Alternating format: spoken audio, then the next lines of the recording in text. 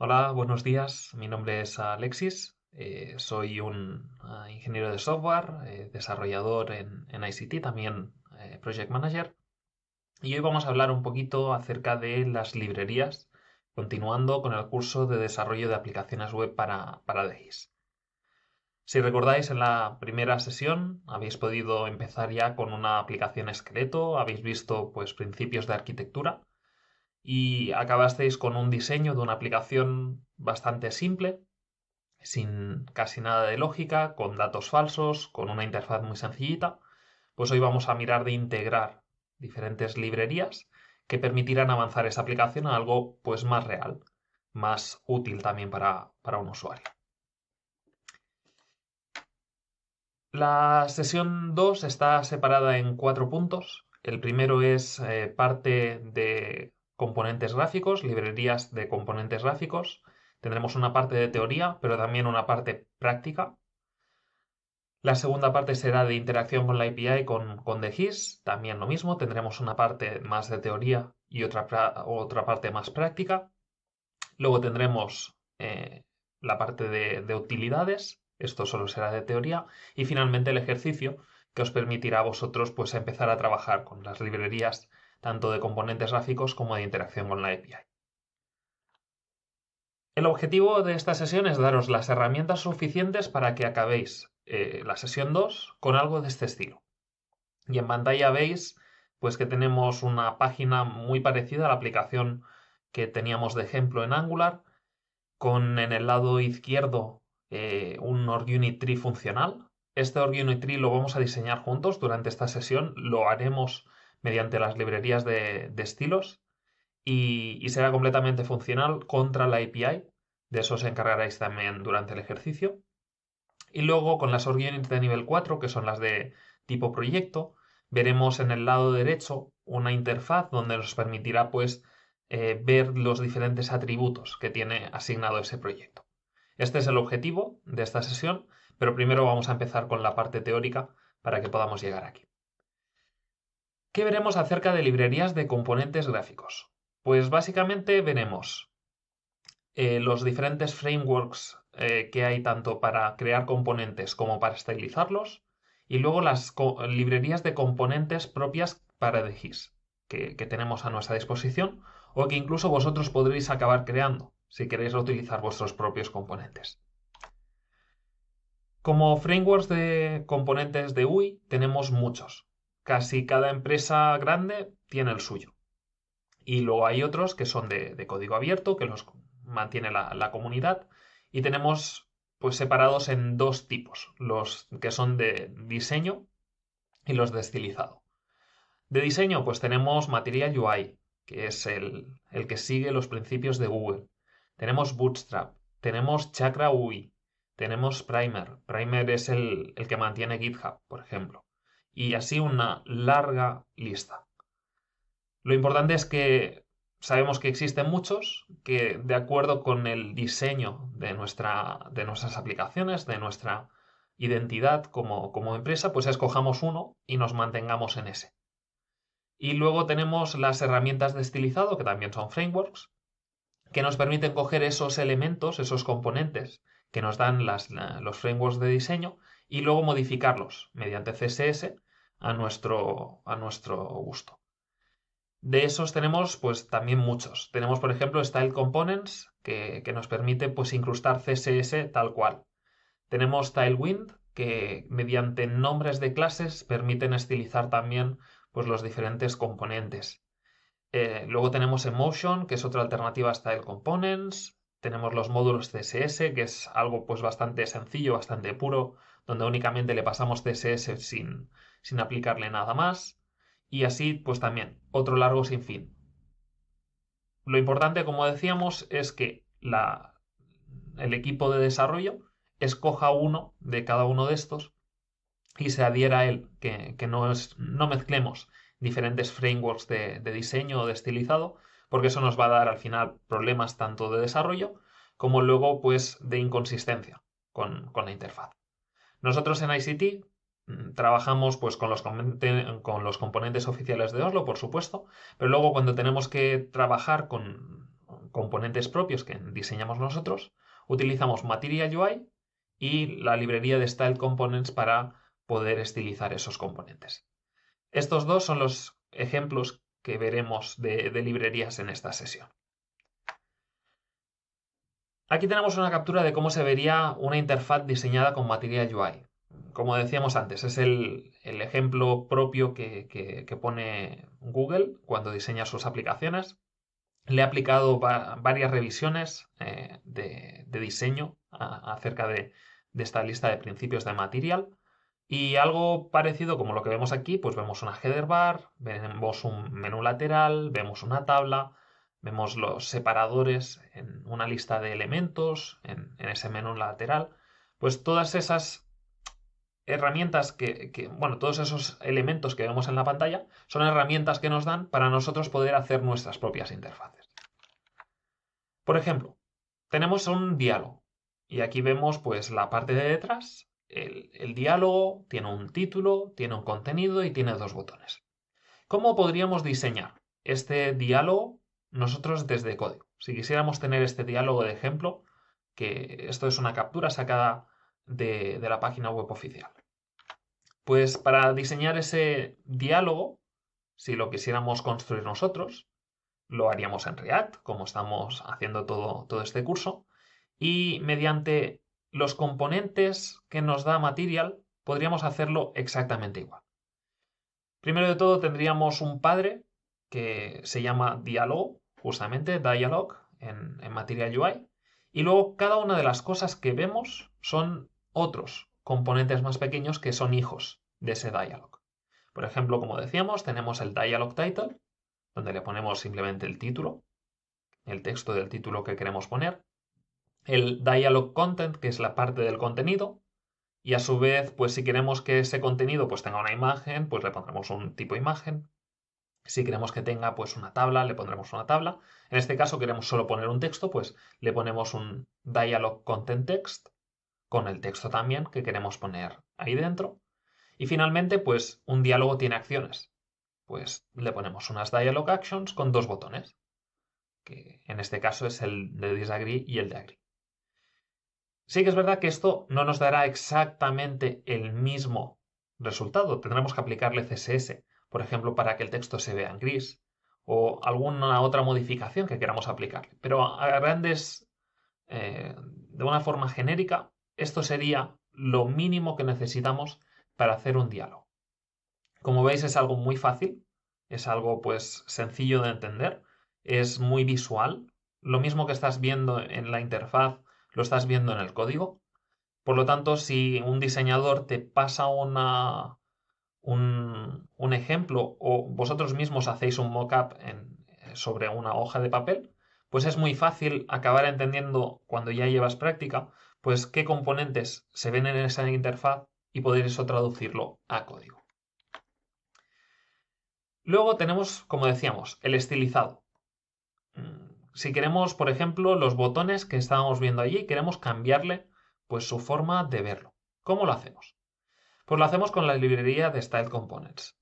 Como decíamos, teníamos el botón que cogíamos de Material UI y ahora le queremos aplicar estilos a ese botón. ¿Cómo se hace? Pues si os fijáis, tenemos primero de todo aquí el import. Este import lo vamos a tener para cada componente de Material UI y luego el import de la librería de estilos. Y lo que nos permite esta librería de estilos es pasarle, como si fuera una función, el componente que queremos estilizar y luego con estas backticks, estas comillas invertidas, le podemos poner dentro todo el CSS que queramos. Esto sigue siendo un archivo de TypeScript, sigue siendo, o si utilizáis JavaScript, aunque os recomendamos utilizar TypeScript, pero sigue siendo un archivo de TypeScript. Y dentro lo que tenemos es CSS. Y además, si en el editor, en el IDE que tenéis, le habéis instalado la utilidad de que os interprete el CSS de Style Components, cuando vayáis escribiendo se os irá autocompletando, os irá marcando si ese CSS es válido, os irá poniendo los colores al lado para que podáis visualizar pues, el código de color y os permite pues, aplicarle cualquier regla a ese componente. Aquí, pues como decíamos, para resumirlo, separamos en tres ideas. Tenemos una función que se llama styled, a la que pasamos un parámetro que es el componente, en este caso es el botón de Material UI, y dentro de estos backticks le pasamos el contenido del CSS. Si queremos, por ejemplo, ponerle variables dentro del CSS. Esto es algo que normalmente no podríamos hacer. Normalmente si trabajamos con un archivo CSS, no tenemos lógica, no podemos hacer cosas dentro de ese CSS. Style Components no solo nos deja poner CSS a nuestros componentes, sino que además nos permite añadir código JavaScript o TypeScript dentro de ese CSS. La manera que hemos de hacer es mediante una interpolación de string. Esto al final no deja de ser una string y dentro podemos hacer interpolaciones, igual que haríamos en una string normal.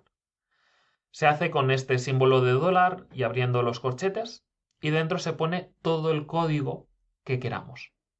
Mientras el código que pongamos dentro devuelva una string, esto cuando evalúe el CSS se interpolará y acabará siendo un CSS válido. Por ejemplo, aquí lo que estamos haciendo es, para el botón que queremos estilizar, que podría ser perfectamente el del diálogo que hemos mostrado antes, le cambiamos el color de background y en vez de tener un color de background definido y hardcoded ahí, lo vamos a buscar mediante una función que tenemos añadida en otro sitio. En esa función, pues getDefaultColor, le pasamos el parámetro main y eso nos devuelve una cadena, una string con el código de color. Y esto acaba siendo algo de este estilo una vez se evalúa. Lo mismo estamos haciendo para una pseudoclase como es la pseudoclase de hover. Cuando pasamos con el ratón por encima de ese botón, queremos cambiarle y que sea otro color de fondo. Pues background color, lo mismo, interpolamos string, llamamos a una función, por ejemplo, que nos devuelve otro color, y así pues vamos estilizando y podemos hacerlo dinámico. Podemos incluso añadirle pues el modo oscuro a nuestra aplicación. Pues podemos ir haciendo diferentes cosas para que este CSS pues tenga como superpoderes. No solo eso, sino que aparte de ejecutar código JavaScript o TypeScript dentro del CSS, podemos leer las props que tiene el componente. Si recordáis, todo componente en React renderiza algo a partir de unas props. En caso de este botón, puede ser la propiedad disabled, puede ser una propiedad color, puede ser la propiedad que nosotros queramos, que la hayamos definido nosotros. Pues dentro del CSS podemos leer también esas propiedades. En este ejemplo que vemos aquí, estamos leyendo las propiedades que recibe de entrada el componente botón. Miramos si tiene definida la propiedad color, es una propiedad opcional que le puede decir otro componente. Y si no está definida, le asignamos un valor por defecto. De esta manera, no solo estamos customizando en tiempo de runtime el color del botón que estamos creando, sino que además estamos permitiendo sobreescribirlo y que en un componente se vea de una manera, en otro componente se vea de otra, pero siga siendo el mismo botón. Eso nos permite pues también poder reutilizar este botón para diferentes casos, manteniendo todo un CSS común y solo adaptando las partes que no son necesarias para una interfaz o para otra. Las librerías de componentes. Claro, si estamos diciendo que ese botón lo podemos aprovechar en un sitio o en otro, nos surge la duda. ¿Y eso lo puede llevar a otro nivel? Pues sí, lo podemos llevar a otro nivel con las librerías de componentes. ¿Qué es una librería de componentes? Pues no deja de ser un repositorio, tanto en GitHub como en NPM, que contiene diferentes componentes, diferentes interfaces gráficas que nos sirven a nosotros para componer nuestra aplicación, para fabricarla. Eso significa que un mismo componente se puede utilizar en diferentes aplicaciones. Claro, esto no tendría sentido para el botón que estábamos mencionando ahora, porque un botón lo podemos hacer muy rápido, lo podemos hacer muy fácil. Pero si pensamos en componentes más complicados, una tabla con búsqueda, con ordenado, con agrupaciones, o un OrgUnit tree, que tiene la lógica de ir a buscar pues, las OrgUnits, de listarlas, de poder hacer diferentes operaciones, pues esos son componentes mucho más complejos, pero que no son propios de una sola aplicación, sino que se pueden utilizar en muchas aplicaciones a la vez. Y si arreglamos un fallo en una, también lo arreglaremos en las otras. Eso significa de que ese repositorio de componentes que nosotros creemos no solo será utilizado con muchas aplicaciones, sino que tendrán la lógica mínima para que funcione. No le pondremos nada propio de la aplicación donde estamos desarrollando, sino que será completamente abstracto, completamente genérico, para poder aprovecharlo en cuantas más aplicaciones posible. ¿Por qué necesitamos una librería de componentes? Porque quizá no le veáis ahora mismo la necesidad. Este es una captura de la aplicación en Angular que teníamos como ejemplo vuestra. Si os fijáis, tenemos varias cosas en esta interfaz. A medida que vayáis trabajando con React, veréis rápidamente, a partir de una captura o a partir de una aplicación, qué componentes están por ahí. Primero de todo, tenemos un OrgUnit tree. Y es verdad que en esta aplicación solo tenemos un OrgUnit tree, pero eso no quiere decir que en otras aplicaciones no tengamos OrgUnit trees. Pero luego tenemos diferentes dropdowns dentro de nuestra interfaz. Y no solo eso, sino que los dropdowns de arriba se están generando a partir de un OrgUnit group set y las opciones que tienen son los grupos asignados a ese OrgUnit group set. Toda esa lógica de pedirle a la API los diferentes grupos que tiene el group set de ese dropdown, si la tuviéramos que repetir las 5 veces que aparece ese dropdown, tendríamos mucho código duplicado. Lo que podemos hacer es mirar de abstraerlo al máximo y utilizar el mismo dropdown que pide las opciones de, bueno, los grupos del OrgUnit Group Set, te lo printa y te gestiona el estado de él por dentro, y tú solo desde la aplicación te has de preocupar de cuando el usuario cambia el valor y el valor que tiene. O por ejemplo abajo pues tenemos un dropdown de idiomas, pues ese sería un dropdown un poco más genérico, no tendría tanta lógica, no tendría tanto contenido. O luego tenemos, por ejemplo, una tabla. Y lo que decíamos antes, si en esa tabla le quisiéramos poner paginación, le quisiéramos poner búsqueda, le quisiéramos poner un ordenado, pues todo eso, si lo tuviéramos que tener en cada aplicación o en cada tabla de cada aplicación, acabaríamos con mucho, mucho código duplicado. Por eso, necesitamos librerías de componentes para poder tener una sola fuente de verdad, para que cuando empecemos un proyecto ya tengamos una batería de componentes que podamos utilizar, que eso nos permita hacer aplicaciones más rápido. No solo eso, sino que también nos permita tener un diseño unificado, que los componentes se vean iguales en todas nuestras aplicaciones, que tengamos una identidad en las aplicaciones que diseñemos. Luego, que tengan todas las features, todas las funciones necesarias. Y claro, si diseñamos una feature para una aplicación, esa feature ya nos vendrá de gratis para el resto de aplicaciones. Por ejemplo, si le ponemos a la tabla la búsqueda, tendremos la búsqueda en todas las aplicaciones. Y luego también para mantenimiento, para detectar y solucionar errores y que esos errores se solucionen también en todas nuestras aplicaciones a la vez, con solo una actualización de las dependencias. ¿Cómo se construye una librería de componentes? Porque ahora mismo os hemos explicado que eso se puede hacer, que un componente no tiene por qué ser solo de una aplicación, puede vivir en varias aplicaciones a la vez. Pero ¿cómo la haríamos nosotros? Pues volvemos al ejemplo del diálogo que hemos fabricado antes con Material UI. Recordamos, era un diálogo que tenía un título, un contenido de tipo texto y dos botones, que eran las acciones de ese diálogo. Si quisiéramos partir de este código, que es el código que teníamos antes, y quisiéramos esto llevárnoslo a una librería de componentes, nos encontraríamos varios fallos. Primero, que tiene un título, un texto de contenido y un texto de los botones fijo. Y ese contenido pues será propio de la aplicación donde estemos pidiendo los permisos de ubicación, pero no será útil para otra aplicación. Por lo tanto, hemos de aplicarle un paso de abstracción. Hemos de identificar a nuestro componente todas las cosas que son relativas a la aplicación en la que estamos y mirar de generalizarlas al máximo para que este componente se pueda seguir utilizando en otras aplicaciones. Por ejemplo, aquí convertiríamos este componente en este otro. Si os fijáis ahora, le vienen una serie de props de entrada. Ya no tiene hardcoded el texto que aparece. Además, le viene una función que le permite pues cerrar ese diálogo.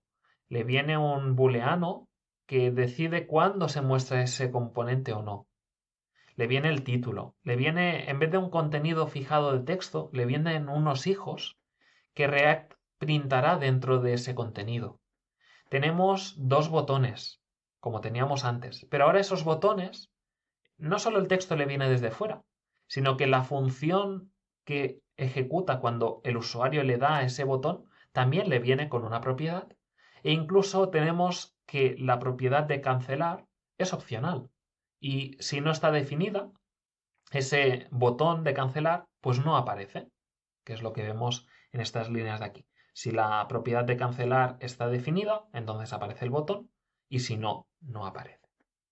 De esta manera hemos logrado pues pasar de este diálogo muy específico de nuestra aplicación a un diálogo mucho más abstracto que tiene el mínimo de lógica para funcionar, pero que podemos reaprovechar en una aplicación y en otra. Hay muchos ejemplos de librerías de componentes. Realmente, cuando vosotros hagáis aplicaciones, podéis utilizar la nuestra, la de ICT, que llamamos D2UI Components. Podéis utilizar la propia de GIS, que se encuentra en esta URL, en este repositorio de GitHub. O incluso podéis haceros vuestra propia librería de componentes construyéndolos a partir de Material UI. Y vosotros, igual que nos hemos fabricado ahora este Confirmation Dialog, pues vosotros os podéis fabricar vuestros propios diálogos, reutilizarlos a partir de Material UI. Pues hasta aquí hemos llegado a la parte teórica de diseño de interfaces. Recordad, hemos visto cómo usar Material UI, cómo usar Style Components, y ahora ya tenéis todas las herramientas para empezar a trabajar con ello.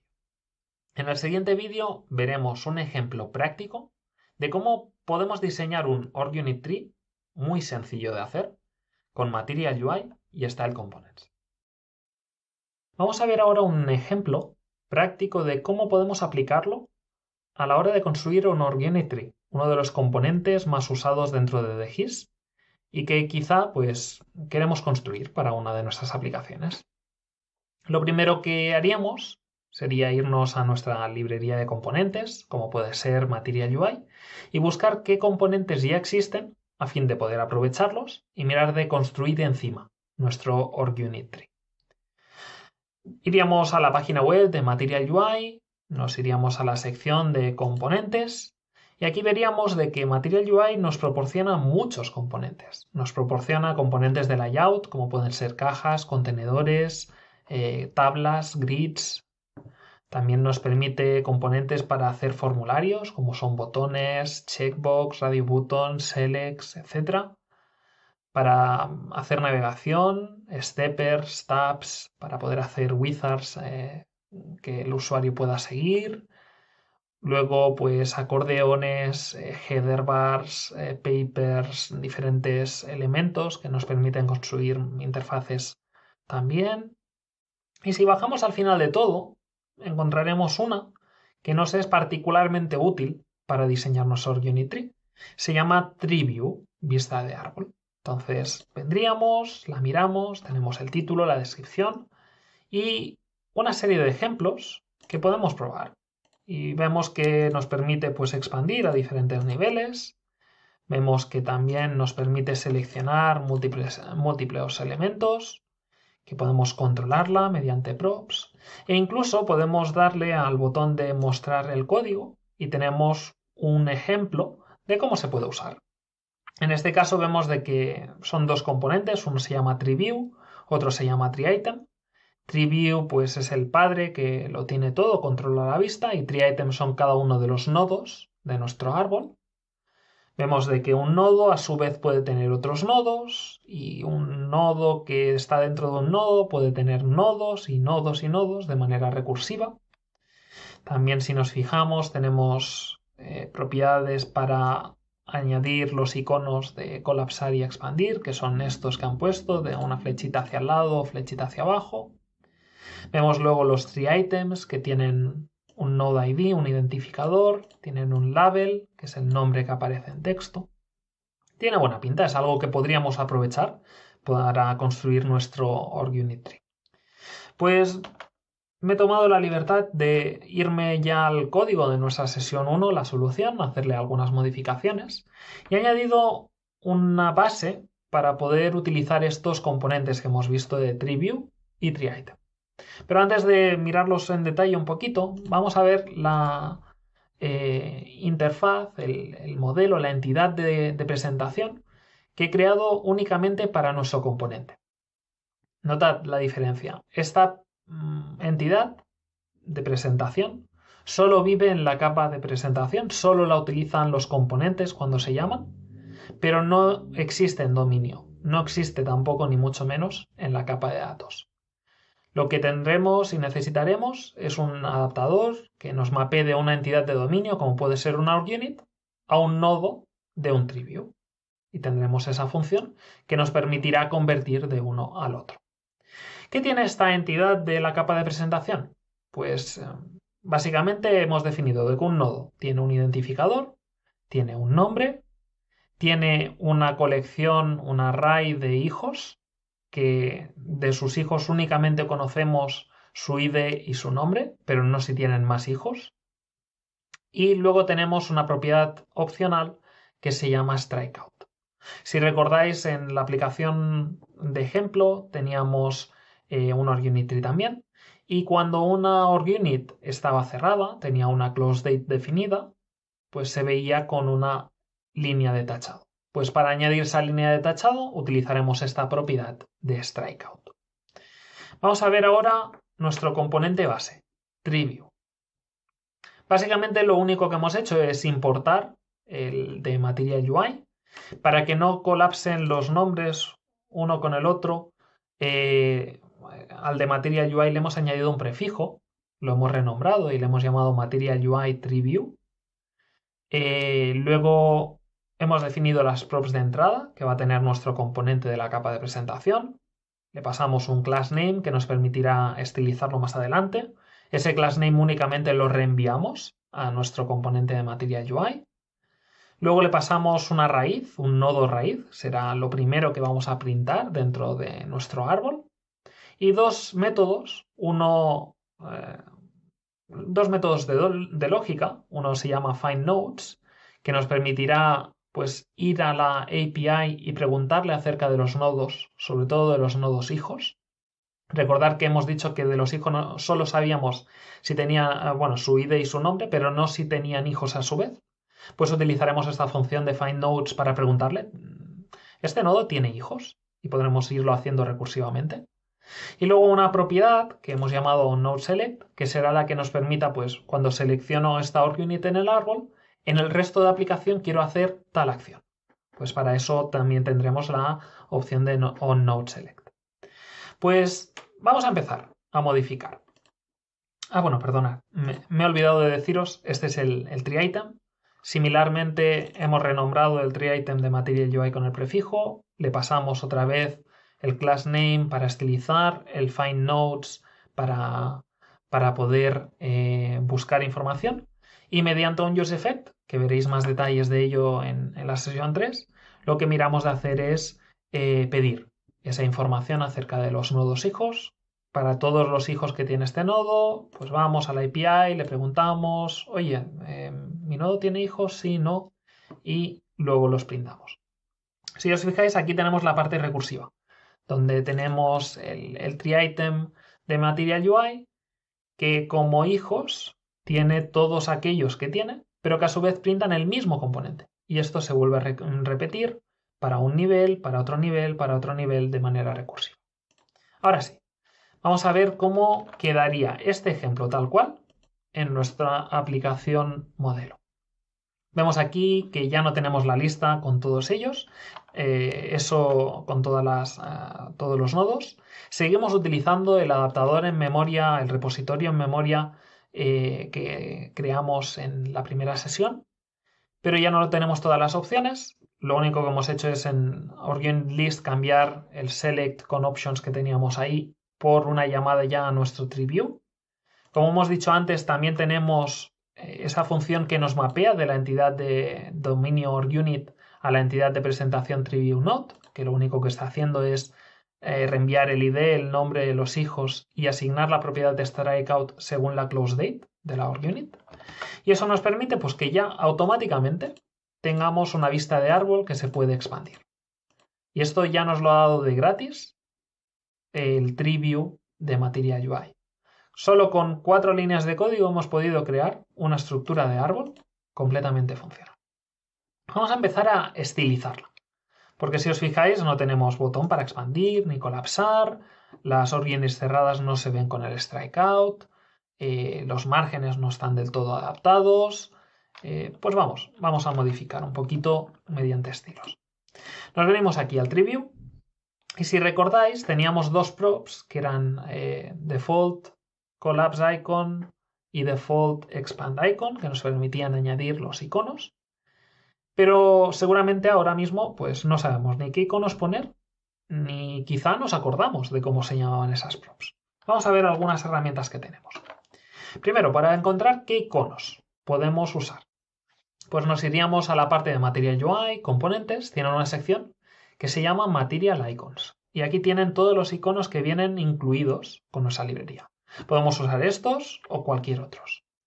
Y aquí simplemente con poner palabras clave, por ejemplo, queremos un botón de más, pues escribimos el botón Add y nos salen pues diferentes ejemplos de lo que estaría incluido dentro de Material UI y iconos que podemos usar. Pues a mí, para empezar, me gusta este de AdBox, que nos permite pues, ver como un icono de más en una cajita, pero lo veo demasiado oscuro. Entonces, en vez de ponerle que tiene el relleno, vamos a poner solo que tiene el margen. Y tenemos aquí este, AdBox Outline. Pues este me ha gustado para botón de expandir. Lo copiamos, nos venimos a nuestra aplicación, copiamos simplemente el import y venimos al Material UI TreeView para añadírselo. Como decíamos, quizá no nos acordamos de cuál era el nombre de la prop para poder incluir este botón de expandir.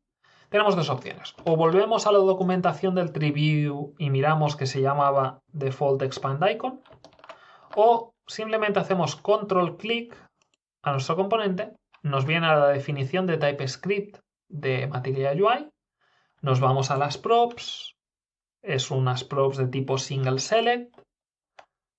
Dentro de estas props de single select vemos que tenemos default selected, selected, multiselect o node select, pero no son las que queremos. Vemos que extiende de otra base de props. Y aquí sí, default collapse icon, default expand icon. Y con 4 clics hemos podido encontrar las props.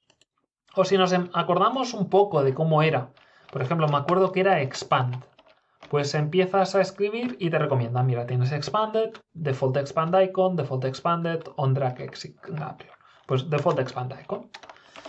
Y aquí lo único que haríamos es añadir el AdBox outlined icon que hemos importado, lo añadimos como un componente de React y ahora buscaríamos el icono de colapsar. Buscamos mucho y acabamos encontrando de que hay uno que se llama indeterminate box outline box icon.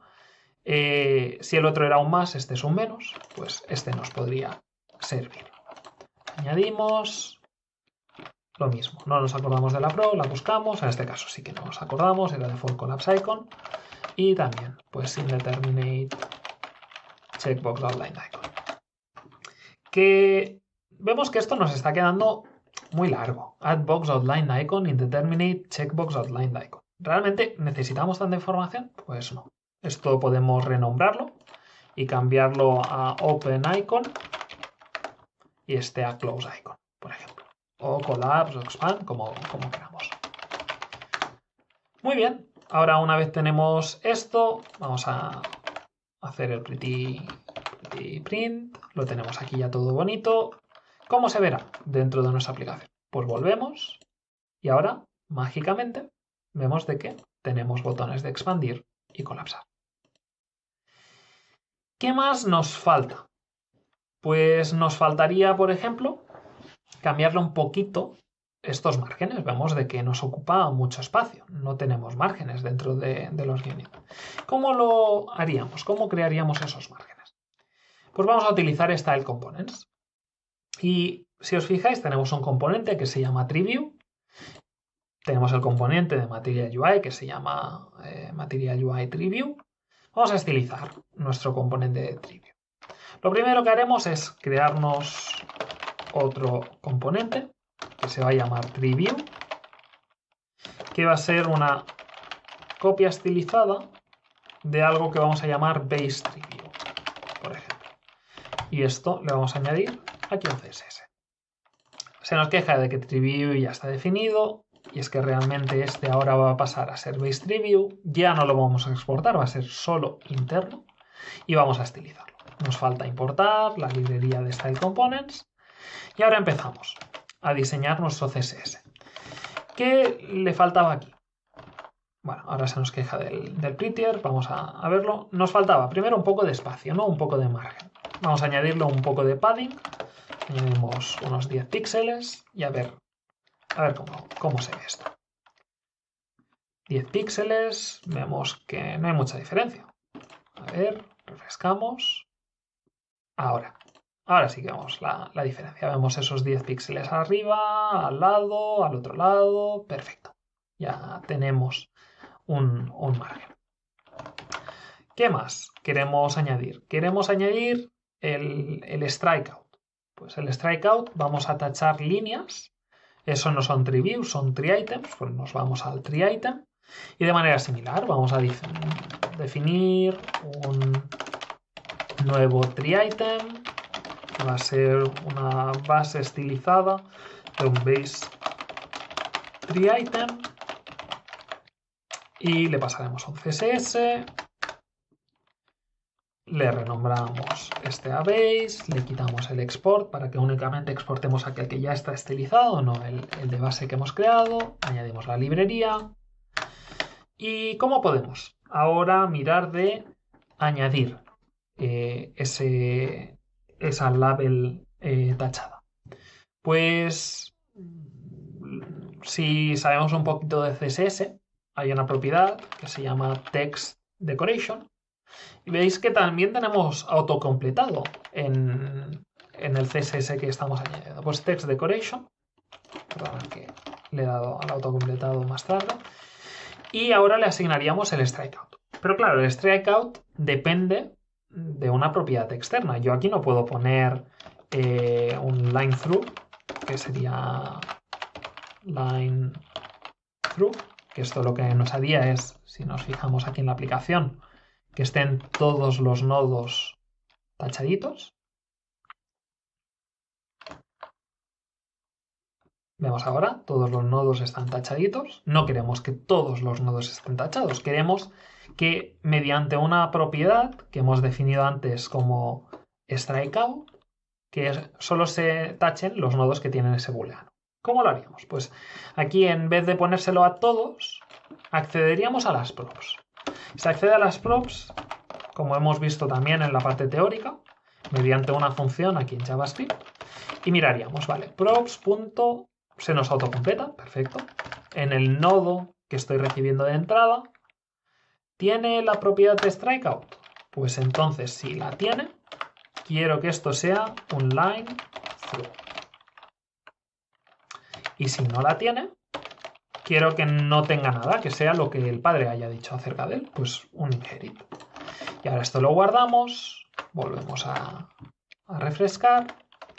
Se nos queja de que nos faltaban unos paréntesis, le hago el prettify, y ahora volvemos a refrescar y veremos de que sí, ahora ya no hay ninguno tachado. ¿Por qué no hay ninguno tachado?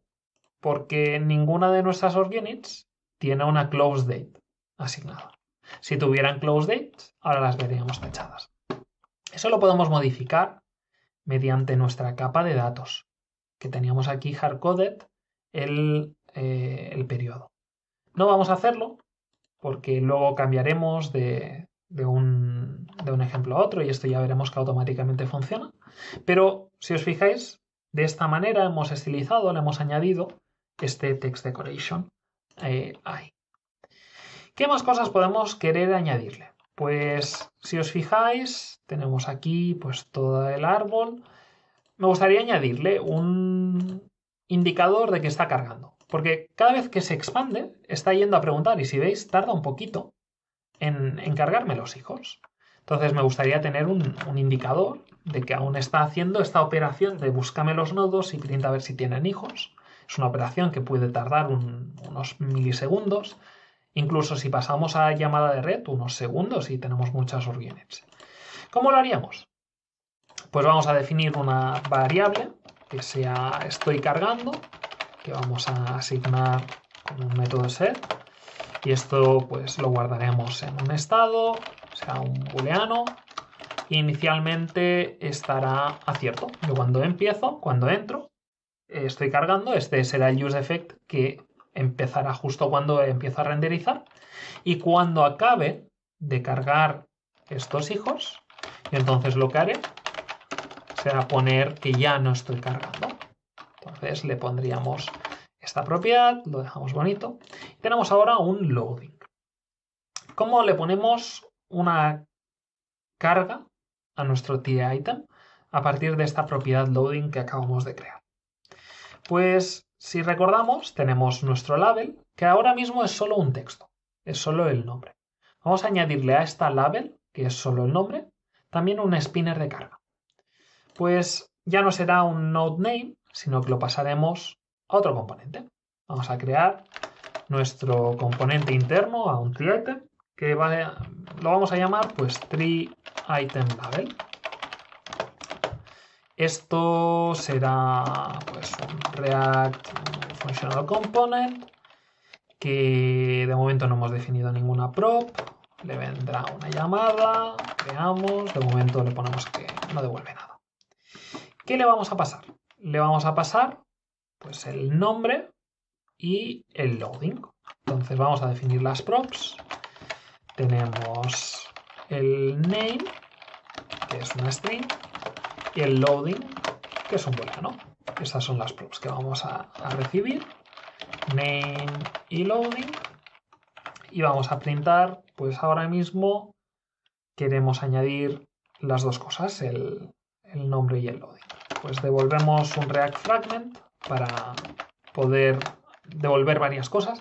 Si pusiéramos varias cosas aquí se nos quejaría porque un nodo de React, un elemento de React siempre tiene que devolver uno y solo uno o ninguno, si le mandamos un null, pero solo un elemento. Entonces lo wrapeamos con un React fragment para devolver más de una cosa.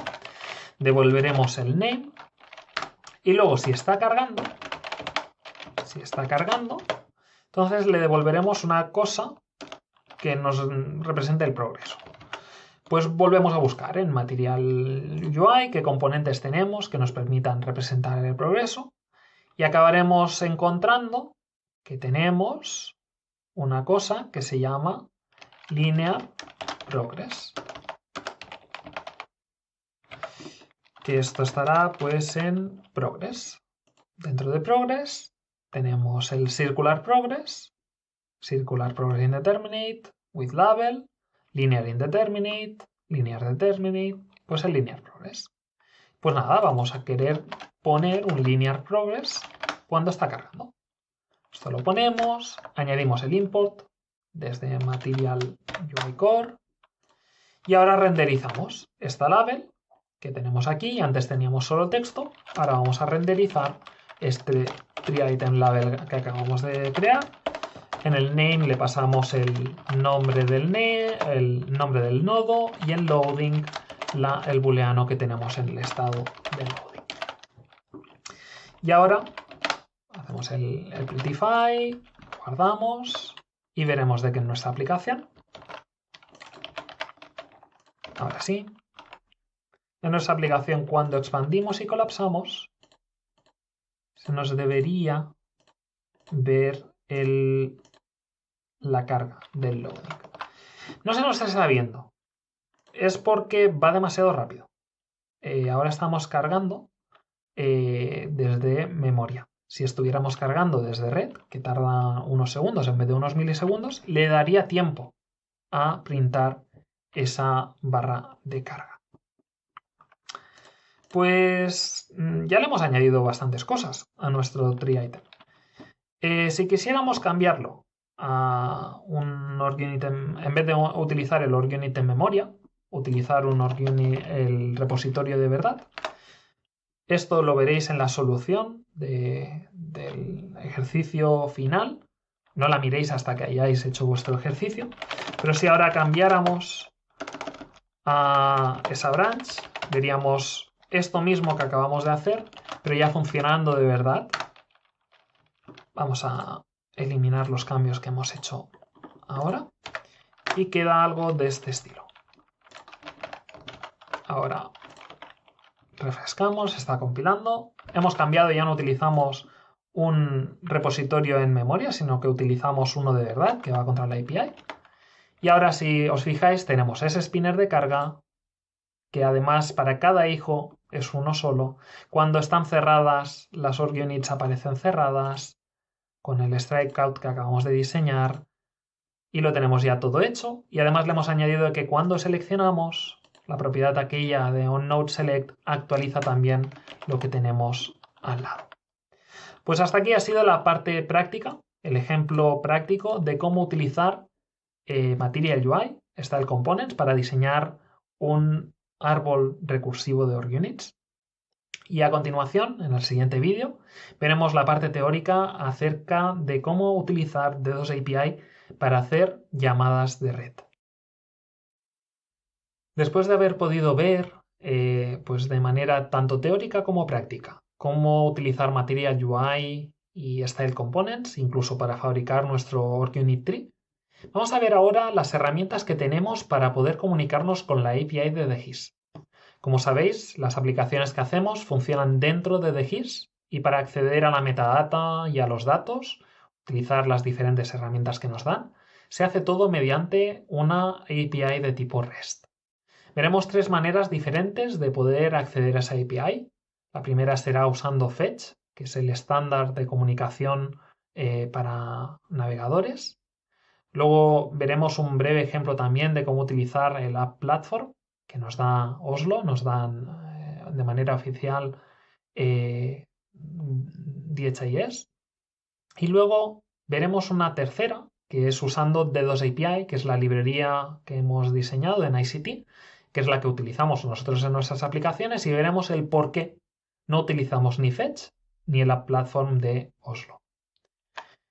Si pensamos un poquito en cómo está estructurada la API de DGIS, es un endpoint que se llama API y dentro tiene una serie pues, de sub-endpoints que nos proporcionan información. Por ejemplo, tenemos el de Organization Units, como vemos en pantalla, que es un modelo al que le pasamos varios parámetros, nos permite filtrar la respuesta que nos va a dar el servidor de la API.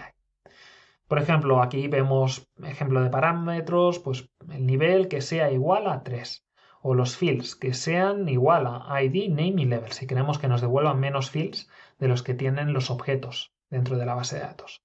Y eso nos acaba devolviendo pues un objeto paginado, podemos incluso desactivar la paginación si lo necesitamos en algún caso, y nos devuelve pues eso, las org units que le hemos dicho, que el filtro pues sea igual a nivel 3, como le hemos puesto, y los fields que queremos, pues el ID, name y level. Y eso es lo que nos da cuando hacemos una llamada de este estilo. Si lo queremos hacer desde nuestra aplicación, pues tradicionalmente utilizaríamos Fetch, que es el estándar para comunicaciones dentro del navegador, también es el estándar dentro de React. Y lo que haríamos, pues, es crear una función, seguramente dentro de nuestra capa de datos, como ya hemos visto en la primera sesión de este training. Le haríamos simplemente una llamada a una función que es global, que estará definida por nuestro navegador, se llama fetch, donde le pasamos la URL que tenemos aquí pues la base URL de GIS, que nos vendrá pues desde fuera. Y luego tenemos el endpoint, Organization Units, Filter, Level, Equals. Le interpolamos si queremos el nivel para que tenga todo lo que queremos, los fields, lo ponemos todo como una query string. Decimos que esto es un método get. Sabemos que es un JSON, por lo tanto le pedimos dame el objeto, el JSON, y luego leemos la colección de Organization Units. Y esto sería pues el ejemplo más sencillo de cómo pedir datos a la API usando Fetch. ¿Creéis que esto funciona tal cual como está? Pues no funcionará. Lo primero que nos va a decir el navegador es, mira, estás intentando acceder a una cosa que se llama de GIS, pero tú no eres de GIS y yo no puedo entrar, entonces te redirecciono a la página de login y ya tú harás un login. Para que eso no nos pase, lo que hemos de hacer es, aparte de indicarle el método que vamos a utilizar, que en este caso era un get, pero podría ser un post, un put o un delete, que queremos que incluya las credenciales que estamos utilizando dentro de nuestra aplicación React. Y de esta manera, no es que nosotros estemos pidiendo a una cosa externa que se llama de GIS, sino que nosotros lo estamos pidiendo a nosotros mismos. Nosotros nos llamamos de GIS y queremos que nos incluya nuestras propias credenciales en la llamada de red. Pues de esta manera sí. Ahora esperaríamos que nos funcionara, pero no. Se nos quejará de que lo que estamos intentando traducir como un JSON en realidad no es un JSON. ¿Qué nos ha faltado? Pues que nos habíamos dejado de poner en la URL el /API al principio, y para evitar que eso nos pase y la aplicación pues falle dramáticamente y nos dé un mensaje de error en grande, lo que haremos es meterlo dentro de un try catch y contemplar el escenario pues quizá de que la sesión está cerrada, de que el endpoint pues ya no existe, que la instancia de GIS está apagada. Podrían ser diferentes escenarios que nos pasan, pues los controlamos metiéndole un try catch. Pero luego pensamos y claro, eso nos está devolviendo un objeto, un JSON vacío, pero nosotros lo estamos haciendo todo en TypeScript. Nos conviene saber pues que un ArgUnit tiene su ID, su name y su level. ¿Cómo hacemos esa traducción de un objeto que desconocemos, que nos viene de red, a algo que dentro de nuestra aplicación sí que conocemos? Pues crearíamos una entidad, seguramente en la capa de datos, que luego se traduciría a una entidad del dominio. Incluso podría ser la misma que el del dominio si lo controlamos bien. Eso pues lo iréis viendo a medida que empecéis a trabajar. Y lo que hacemos es que esta función que hemos definido, que nos da las orgunits por nivel, no devuelve algo desconocido, sino que devuelve una promesa, porque es una operación asíncrona, de una array, de una colección de orgunits. Y lo único que hemos de hacer es decirle, mira, tú no sabes lo que es Organization Units, pero yo sí que lo sé. Y yo como lo sé, te digo que esto es una colección de orgunits. Pues este sería el ejemplo utilizando Fetch. ¿Cómo lo haríamos utilizando el App Platform? Pues el App Platform seguramente utilizaríamos o el componente Data Query, que tienen para hacerlo mediante componentes, o el hook UseDataQuery. Vamos a poner únicamente el hook UseDataQuery en este ejemplo, pero bueno, que sepáis que son muy similares de utilizar. UseDataQuery, UseMutation, DataQuery o Mutation son todos muy similares de utilizar. Se importan también desde la misma librería, etc. Básicamente lo que nos devuelve este hook de UseDataQuery es cuando le pasamos una query, nos devuelve data, loading y error. Data tendrá los datos una vez la promesa haya acabado, la petición pues haya devuelto un valor, lo tendremos ahí en data. En loading tendremos un booleano que es si está aún pidiendo datos o no. Y luego una propiedad de error que en caso de que falle pues nos dirá pues mira ha fallado por este motivo. Y las queries, vemos que es un objeto. Le ponemos un nombre, un identificador para poder acceder dentro de data. Dentro de data tendremos este orgunits by level. Esto puede ser cualquier string. Incluso en una misma query podemos añadir varios de ellos. Y dentro de cada uno de estos tenemos la resource, el endpoint al que llamamos, en nuestro caso organizationunits.json, y los parámetros que le enviamos. Parámetros, filtro, level 3, fields, id, name, level. Si recordamos, esto no es lo mismo que teníamos antes, sino que antes el nivel lo pasábamos de manera programática y no era un nivel fijo, no era nivel 3, era un nivel.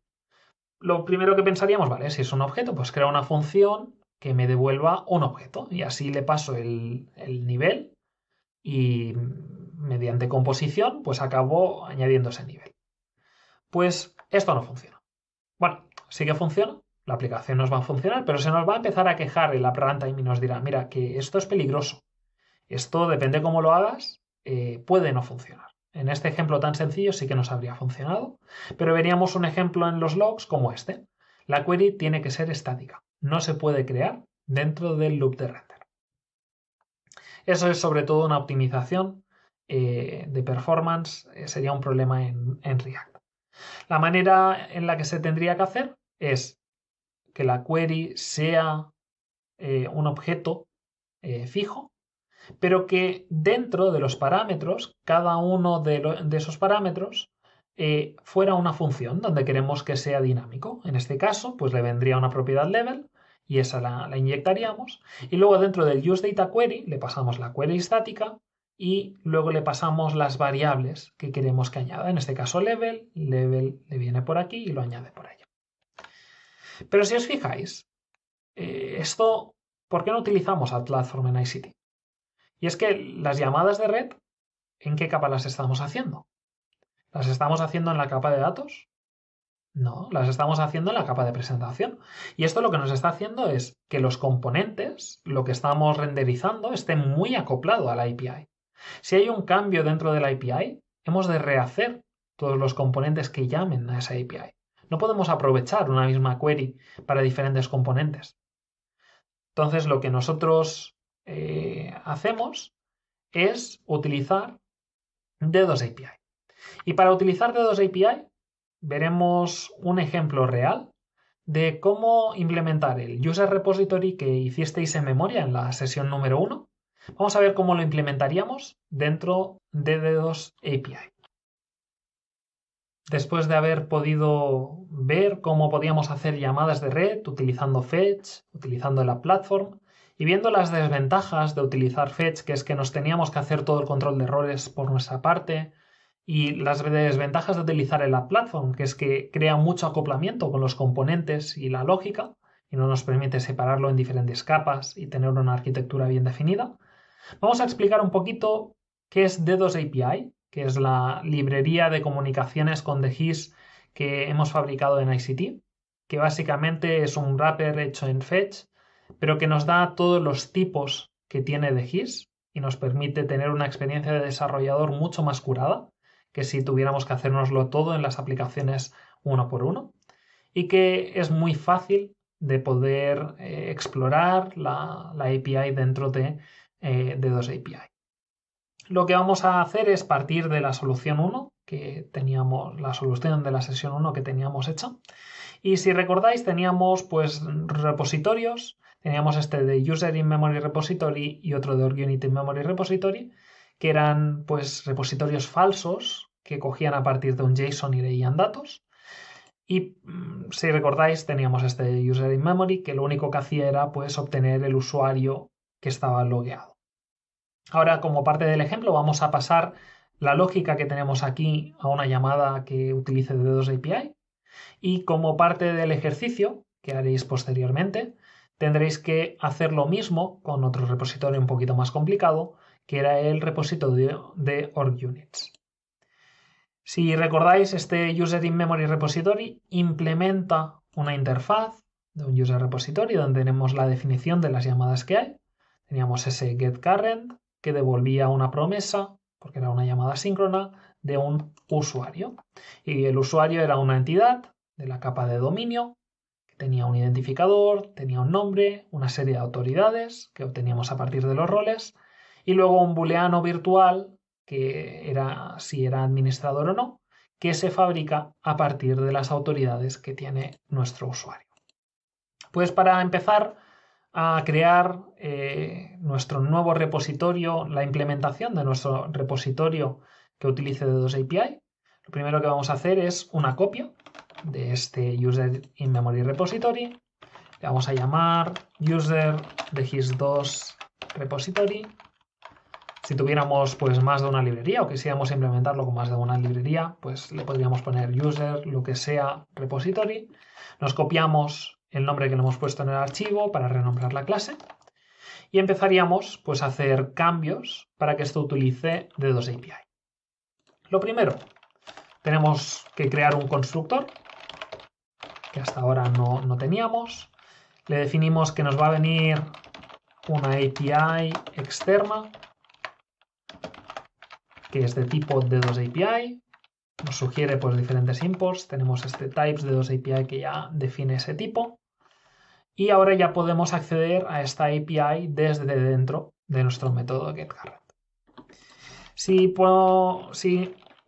Como ahora mismo vosotros no sabéis nada de cómo funciona D2 API, podríais iros perfectamente a la documentación que tenemos en el README de la librería.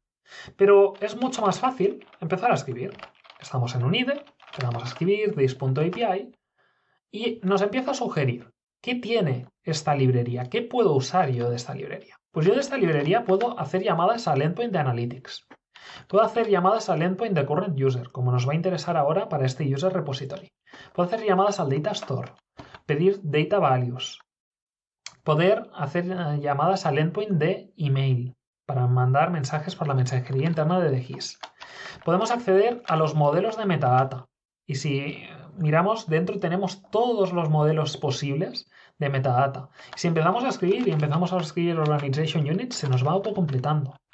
Si a partir de las Organization Units le decimos, mira, yo quiero obtener las Organization Units que tengo y le quiero mandar, pues que quiero algunos fields. Y empezamos a escribir, nos va autocompletando qué fields tienes, por ejemplo. ID, sí, quiero el ID. Name, tenemos name, form name, short name, display for name, display short name. Pues yo quiero el name. O quiero las fechas. Empezamos a escribir date y tenemos close date y opening date. Y no nos hemos de acordar de qué propiedades tiene cada modelo, sino que nos las va sugiriendo a medida que vamos escribiendo. Lo mismo cuando queremos hacer filtros. Si yo quiero ahora ponerle un filtro quizá por nivel, pues le pongo la propiedad, se nos va a autocompletar ahora la propiedad de nivel, y le digo, quiero que el nivel sea igual a, y le ponemos un valor, igual a 2. Y aquí se nos empieza a quejar y nos dice, mira, es que me has puesto un 2, que es un número, pero yo esperaba que me pusieras una cadena de texto. Pues nada, lo cambiaríamos y lo pondríamos como texto y ya lo podríamos tener. Y que queremos hacer filtros nested. Pues queremos que las Organization Units, pues su ID sea like, y tenemos aquí el autocompletado de los filtros que podemos hacer, o queremos que sea dentro de una colección y le podemos pasar pues ID1, ID2, y podemos hacer un filtro también por identificadores.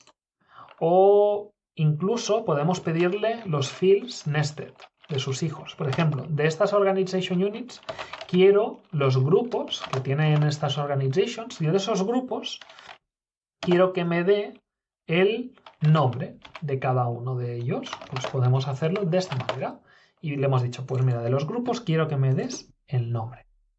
Y esto, cuando le añadimos dame los datos, si nos miramos qué nos devuelve, veremos que nos devuelve una array de objetos y el tipo de estos objetos, perdón, no le hemos añadido, es una promesa, no le hemos añadido el await, ahora sí. Vemos que estos objetos pues tienen Organization Unit Groups con su nombre, una array, que tienen un ID, tienen un name, tienen un opening date, y si nos equivocáramos y pusiéramos name con una tipo, esto no nos dejaría hacerlo, el objeto no estaría bien formado, e incluso, ahora no lo está haciendo por algún motivo, pero veríamos esto también que se nos marca en rojo.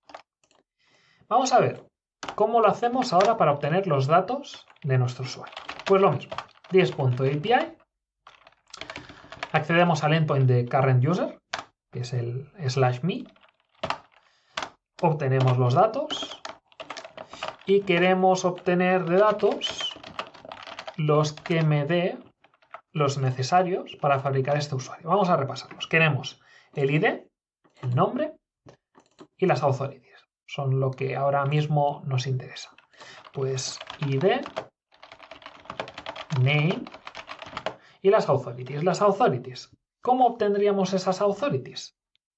Pues simplemente escribiendo authorities a true.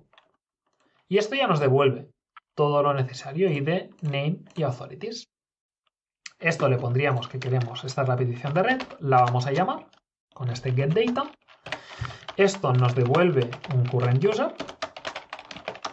Vamos a añadirle para esperar esta promise. Y si nos fijamos dentro, tenemos que un current user será un objeto que tiene ID, name y authorities. Esto es tan fácil como ahora cambiar, en vez del user data que habíamos leído desde un JSON, que estaba fix con name, ID y authorities, ahora podemos eliminar este import, cambiar para que se nos fabrique a partir del current user que hemos fabricado y ya estaríamos. Ya hemos hecho la petición de red que le ha pedido estos fields, tenemos el objeto completamente tipado y nuestro usuario se está fabricando. Finalmente vamos a hablar de otro tipo de librerías que no son ni de componentes gráficos, ni son librerías de comunicación con la API, sino que son librerías de utilidades que nos van a ayudar a hacer nuestro desarrollo de aplicaciones mucho más rápido, mucho más fácil de poder empezar y también de poder trabajar, sobre todo con objetos, con arrays, con estructuras de datos, también a la hora de trabajar con TypeScript, que nos podrán hacer pues, la vida un poquito más fácil. Primero de todo, vamos a hablar de qué pasa cuando una librería externa no está escrita en TypeScript o no tiene definiciones de tipos para TypeScript. Pues lo que haríamos es crear una definición de esa librería y tiparla nosotros. Por ejemplo, las librerías oficiales de DGIS no están escritas en TypeScript ni tienen definiciones de tipos de TypeScript aún. Por lo tanto, cuando utilizamos algo de la librería de componentes de Oslo, de DGIS, de DHIS2 UI, pues no tenemos nada, no tenemos ningún tipo de información acerca de los tipos. Por lo tanto, hemos de crear manualmente nuestras definiciones de tipos. ¿Cómo lo hacemos? Pues siguiendo una nomenclatura de archivos que estará dentro de nuestra carpeta de src en la ruta que nosotros decidamos y el nombre que queramos ponerle a esa librería, por ejemplo, d2-ui, punto, esto es importante, de definición, punto, ts. Por ejemplo, aquí en nuestra aplicación lo crearíamos bajo src types d2ui.d.ts. Dentro de ese archivo declararíamos que existe un módulo, que existe una librería llamada DGIS2UI, como vemos aquí, y luego, pues para cada una de las funciones, componentes que exporte ese módulo, definiríamos tanto los parámetros de entrada, que en el caso de componentes React son las props del componente, pues declararíamos los tipos, y luego el tipo de resultado. Pues si es un componente, pues nos va a devolver un elemento de React. Y esto ya nos permitirá que cuando usemos, por ejemplo, una header bar en nuestras aplicaciones, a medida que vayamos escribiendo, se nos vaya recomendando las props de class name, de app name que hemos definido aquí, se validen los tipos, no nos permita poner un number, un booleano, porque sabe que tiene que ser una string, y que el tipo de destino, pues React lo entienda como un elemento que puede renderizar. Luego tenemos otra librería de utilidades que se llama Lodash. Podéis usarla en vuestros proyectos, podéis decidir cuánto deseáis usarla o no. Si alguna de estas utilidades que proporciona Lodash no queréis utilizarla directamente de Lodash, sino que os queréis hacer vosotros un método de helper que haga algo similar escrito en vanilla JavaScript, vosotros mismos sentiros libres. Os vamos a enseñar pues algunas de esas utilidades que tiene esta librería de Lodash. Por ejemplo, vamos a ver cómo hacer un group by, cómo hacer un compact de arrays, cómo hacer un unique o un unique by de arrays, cómo pasar de objetos a arrays, de diccionarios a arrays con from pairs y to pairs. Vamos también a ver cómo crear un objeto a partir de dos arrays, como es con el zip object, o cómo podemos hacer un mapeado de los valores dentro de un objeto. Pues vamos a verlo uno a uno. Primero, el group by. Se puede dar el caso de que tengamos una colección, un array de diferentes elementos, en el ejemplo que veis en pantalla de org_units, y queremos pues agrupar, porque no solo tenemos org_units, sino que también tenemos data elements en esta array, queremos agruparlos por el tipo. Tenemos una colección muy grande, queremos hacer subsets más pequeños acorde al tipo que tienen. ¿Cómo lo haríamos? Pues llamando Lodash group by, como vemos aquí. Entonces le pasamos la array que tenemos pues con nuestras org_units y data elements y luego una función que nos va a permitir definir cómo queremos agruparlo. En este caso extraemos la propiedad type y decimos, mira, lo queremos agrupar por el tipo que tenemos. Esto puede ser cualquier cosa que nos fabrique una string y de esa string pueda fabricar la key que tendrá en el objeto de destino, en el diccionario de destino. En este caso concreto, se nos fabricaría de esta manera. Pasaría a coger todos los elementos que tienen el tipo Organization Unit y ponerlos juntos, y todos los que tienen el tipo Data Element, ponerlos también juntos. De una manera muy sencilla, hemos pasado de un array muy grande a un diccionario de arrays más pequeñas, donde una propiedad está definida como la key. Otro caso podría ser que tengamos un array muy grande, pero que tenga valores que no están definidos. Por ejemplo, partiendo del ejemplo anterior que teníamos Organization Units y Data Elements, las Organization Units tienen la propiedad Level, pero los Data Elements no. Imaginaros que quisiéramos obtener todos los niveles que hay de las Organization Units de esa array. Pues tradicionalmente haríamos un items.map, extraeríamos la propiedad Level y es lo que devolveríamos.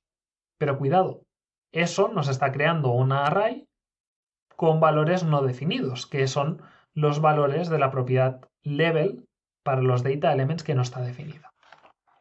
¿Cómo podemos compactar esta array para eliminarle los valores que son falsos, como pueden ser undefined o pueden ser null? Pues simplemente lo meteríamos dentro de un compact y metemos nuestra función mapeada dentro del compact y esto ya nos devuelve la array sin valores falsos, sin undefined ni tampoco nulls.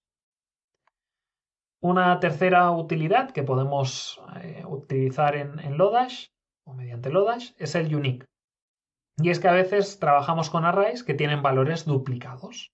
En este caso estamos obteniendo y estamos mapeando la propiedad type de items y tenemos dos org_units y dos data elements. Y claro, cuando hacemos este map vemos que nos da valores duplicados.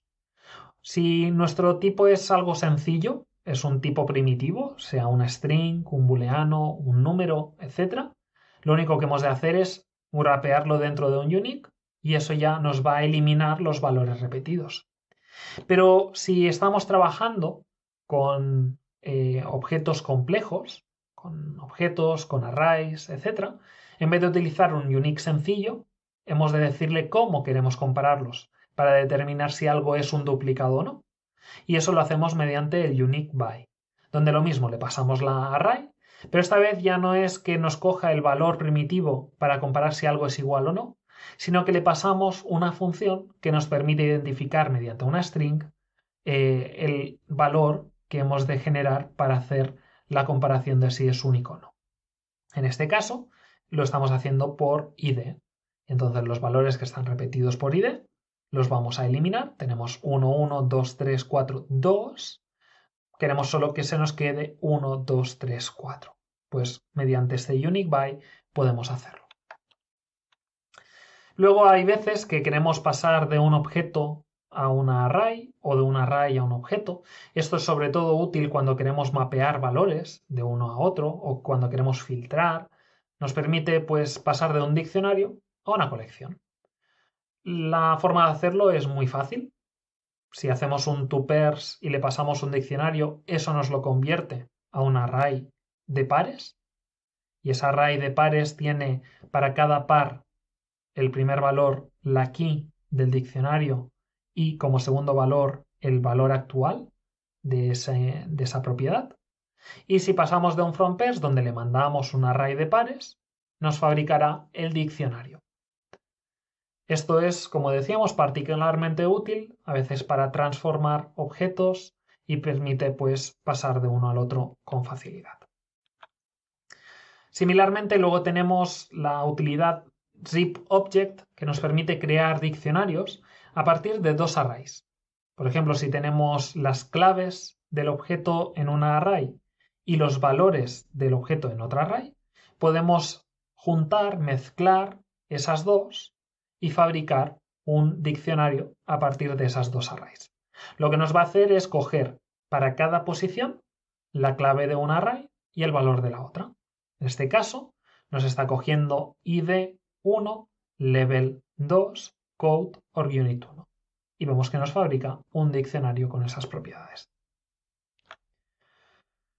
También hay veces que queremos obtener una versión modificada de nuestro diccionario. Empezamos con un diccionario de determinada forma y queremos transformar la forma que tiene ese diccionario.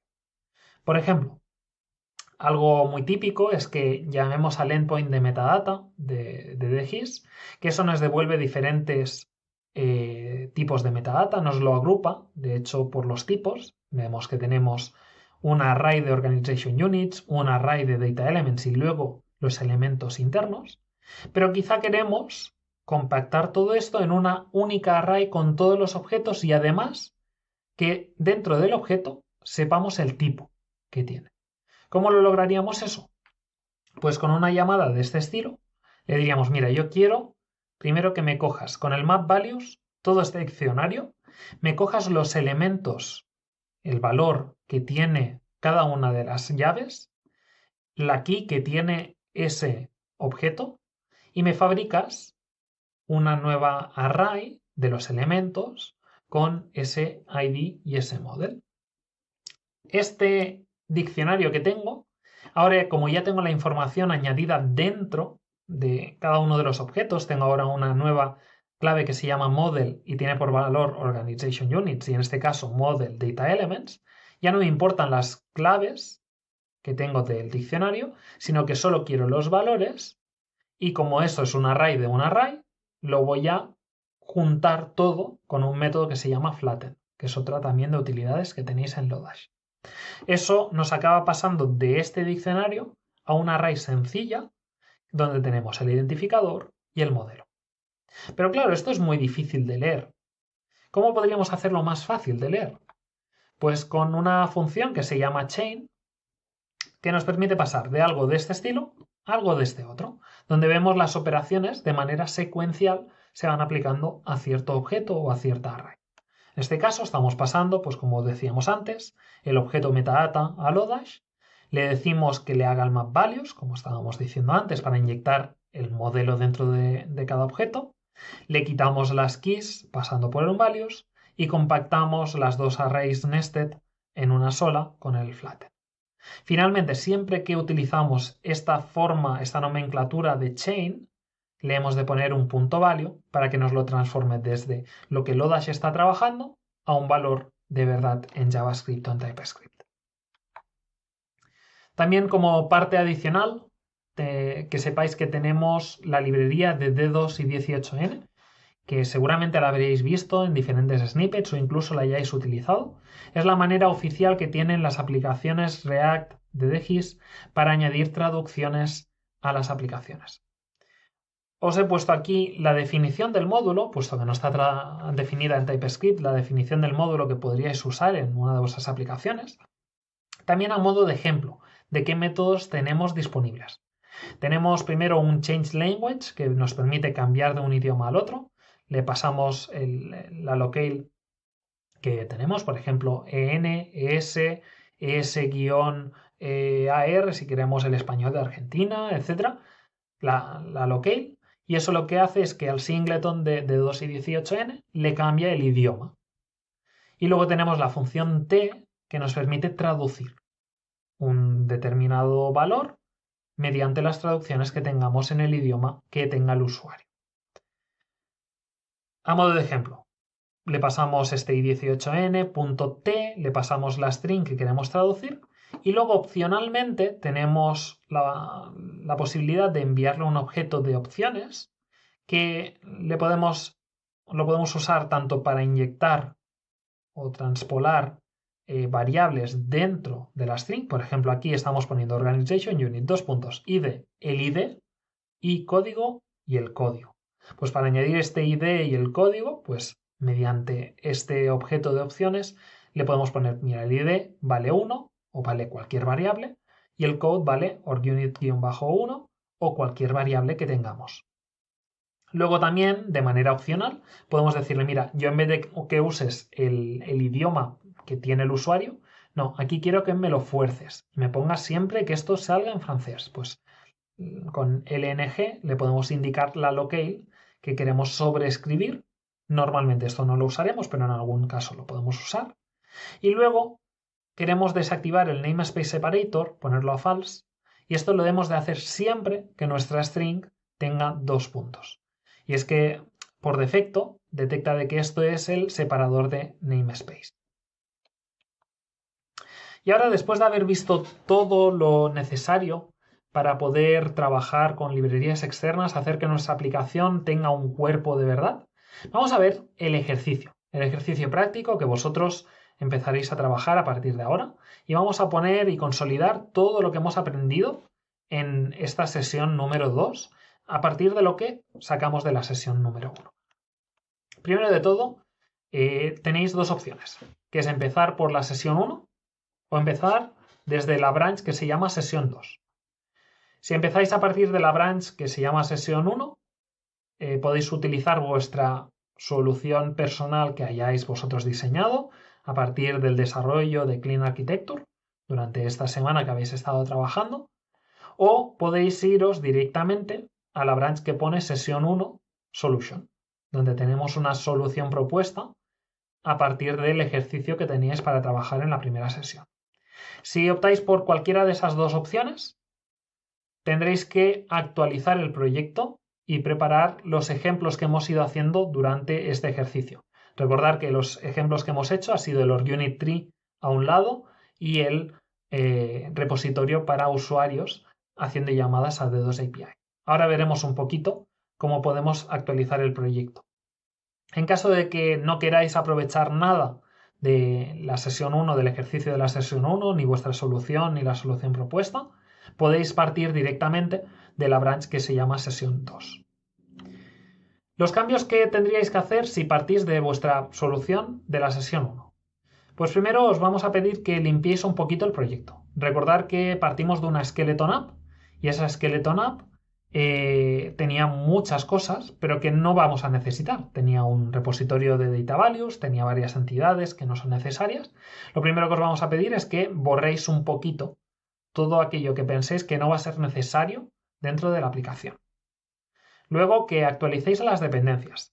Os dimos unas dependencias desactualizadas, también para ver ahora cómo podemos actualizar las dependencias cuando hay cambios o cuando necesitamos una librería nueva que hasta ahora no habíamos usado. Y luego, pues añadiremos os pediríamos que añadierais el repositorio que trabaja con DGIS para el tratado de usuarios y el ejemplo de TreeView que hemos hecho juntos durante esta sesión. Para borrar, cosas que podéis borrar, pues por ejemplo en la aplicación no vamos a utilizar ninguna object list, no vamos a utilizar las páginas de ejemplo, la página de landing, tendréis que actualizar el router para eliminar las diferentes páginas que están ahora renderizadas, hay entidades de dominio que no utilizamos, un repositorio en la capa de datos que tampoco necesitamos para nada, que es el que trabaja con data values, pues ir eliminando todo eso que os sobre. Luego actualizar las dependencias, que básicamente la Skeleton App de la que partisteis trabajaba con librerías que ahora han sido renombradas. Eso es algo que puede pasar, que una librería deje de tener un nombre y tenga un nuevo nombre, o librerías que hasta ahora no estabais utilizando. Por ejemplo, D2 API y D2 UI Components, este año las hemos renombrado a @ICT, D2 API, @ICT, D2 UI Components. Pues lo que tendríais que hacer si eso os pasa en algún momento con vuestras librerías es primero hacer un remove de las viejas, hacer un add de las nuevas e iros a todos los usage que tengáis, todas las veces que llaméis a D2 API y a D2 UI Components o a la librería que estéis cambiando de nombre, y también cambiarle el nombre en los imports que tengan para cada uno de los ficheros donde se esté llamando. Si os fijáis, le he puesto el "-exact" para poder tener la versión última fijada dentro de nuestro package.json. Y luego en la skeleton que os dimos no tenéis ni incluido Style Components, ni Material UI App, ni tampoco los tipos, la definición de tipos de Style Components. Para añadir esas librerías, pues lo primero que haríamos es las librerías que vamos a necesitar para nuestros componentes. Hacemos lo mismo, un yarn add del nombre de las librerías que nos faltan. Y luego, como decíamos, esta Style Components no está escrita en TypeScript por defecto, pero sí que hay la comunidad que crea las definiciones de tipos. Y esas se publican en otro repositorio de NPM que se llama @types Style Components. Esto, como únicamente lo necesitamos para nuestra experiencia de desarrolladores, pero no para la aplicación en sí, no solo le añadimos el "-exact", sino que le añadimos el "-dep" para decir que es una dependencia que únicamente necesitaremos cuando estamos en desarrollo, pero que no es necesario que se incluya cuando hacemos un build para producción. Luego añadiríamos el OrgUnit Tree que hemos creado antes. Recordáis que como parte de la solución 1 teníamos esta lista de Select Options y durante esta sesión 2 hemos fabricado un árbol recursivo con un loading spinner que nos cargaba, con un strikeout cuando las OrgUnits estaban cerradas. Pues vamos a pasarlo de uno al otro. Lo único que sí que seguiremos usando el OrgUnit Repository in Memoria que teníamos hasta ahora, porque como parte del ejercicio lo vais a actualizar vosotros para que utilice D2 API. También actualizaremos el User Repository que hemos hecho durante la parte práctica de librerías que hablan con DGIS mediante la API. Todos estos cambios son para que vosotros practiquéis, es parte del desarrollo normal que tendríais dentro de una aplicación, que es que una librería cambie de nombre, que haya que actualizarla o que simplemente os falte alguna librería porque aún no la tengáis. Pero es completamente opcional. Si deseáis no hacer todos estos pasos, podéis saltar directamente a la branch sesión 2. En caso de que sí que los hayáis hecho, tenéis esta pull request, podéis acceder desde aquí a una pull request en GitHub que tiene una diferencia entre las modificaciones que vosotros vayáis haciendo y las que he hecho yo personalmente para partir a la sesión 2. Y finalmente, el ejercicio. ¿De qué trata? ¿De qué va? Pues primero de todo, hemos de quitar el repositorio en memoria que nos quedaba, que era ese OrgUnit Repository de la sesión 1, lo hemos de quitar completamente. Quitar ese JSON hardcoded que teníamos con un array de OrgUnits y traducirlo completamente a D2 API. Eso lo que hará es que mágicamente, solo tocando un archivo en la capa de datos y el composition root, el OrgUnit tree que veamos en el lado izquierdo, ahora sí utilice datos reales de la instancia en la que estamos trabajando. Esa es una primera parte donde trabajaréis más con D2 API y la segunda parte es que trabajéis un poquito con Material UI, con Style Components y creéis vosotros una parte más visual del desarrollo de aplicaciones. Lo que vamos a hacer es el nivel 4 de las OrgUnits de vuestra instancia.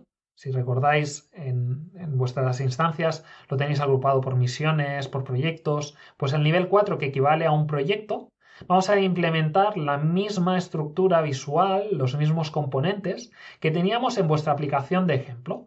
Vamos a hacerlo todo en React, con text fields de Material UI, con el date picker de Dotosui Components y dropdowns de Dotosui Components.